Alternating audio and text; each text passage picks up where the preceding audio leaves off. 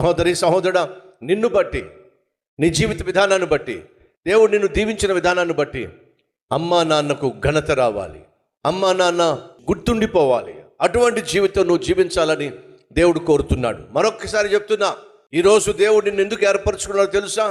నీ పూర్వీకులు ఆత్మీయులు కాదు కాబట్టి నీ ద్వారా ఒక అద్భుతమైన ఆత్మీయ తరాన్ని ప్రారంభించాలని దేవుడు నిన్ను ఏర్పరచుకున్నాడు. నీ ద్వారానే లోకానికి క్రీస్తును పరిచయం చేయాలి అనే ఉద్దేశం దేవునికి ఉంది కాబట్టి దేవుడు నిన్ను ఏర్పరచుకున్నాడు. ఆత్మీయతను ప్రారంభించో, ఆదర్శంగా జీవించు. ఇది నీ జీవితంలో ఉన్నతమైన స్థితికి తీసుకుని వెళ్ళడానికి మొట్టమొదటి అడుగు అనే విషయాన్ని మర్చిపోవద్దని ప్రభు పేరిట మనవి చేస్తున్నాం. యోసేపునకు యెహోవా తోడే ఉన్నాడు. యోసేపు చేసే పని ఏమిటి? పాలేరు పని. ఒక ఇంట్లో పనివాడిగా చేసే పని. అది పనివాడిగా చేసే పనే కావచ్చు, పాలేరు పనే కావచ్చు.